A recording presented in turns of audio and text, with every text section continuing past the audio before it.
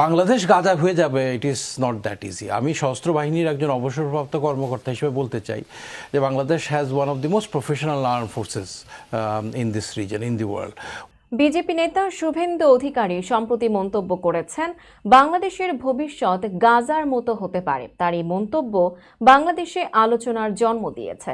তবে বাংলাদেশ সরকার এখনই বিশেষ কোনো পদক্ষেপের প্রয়োজন দেখছে না বলে জানিয়েছেন পররাষ্ট্র উপদেষ্টা। এই প্রসঙ্গে যমুনা টিভির ২৪ ঘন্টা টক শোতে অবসরপ্রাপ্ত মেজর জেনারেল মনিউল ইসলাম আখন্দ বলেন, যুদ্ধের ধরন এখন পাল্টেছে। সরাসরি যুদ্ধের পরিবর্তে বর্তমানে মিডিয়া, অর্থনৈতিক, কূটনৈতিক ও প্রক্সি যুদ্ধ বেশি হয়। তিনি বলেন, ভারত এসব ক্ষেত্রে অনেক এগিয়ে থাকলেও বিজেপি নেতার এমন মন্তব্যের তেমন গুরুত্ব নেই।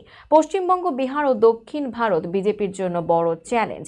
নির্বাচনের প্রস্তুতির অংশ হিসেবেই এমন উস্কানিমূলক বক্তব্য দেওয়া হচ্ছে। মনিউল ইসলাম বলেন, বাংলাদেশ গাজার মতো হয়ে যাবে এটা বলা খুবই সহজ, বাস্তবে তা কঠিন।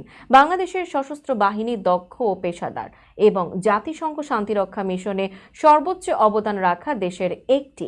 তিনি যোগ করেন, ভারতের সেনাবাহিনী বৃহৎ হলেও দেশটিকে পাকিস্তান, চীন ও উত্তর পূর্বাঞ্চলের মতো বিভিন্ন সীমান্তে বড় সেনা মোতায়েন রাখতে হয়। তিনি ব্যাখ্যা করেন, বাংলাদেশ আক্রমণ করতে হলে ভারতের অন্তত ৬ থেকে ৮ লাখ সেনা প্রয়োজন হবে, কারণ আক্রমণকারী বাহিনীকে প্রতিরক্ষাকারীর তুলনায় ৩ গুণ শক্তিশালী হতে হয়।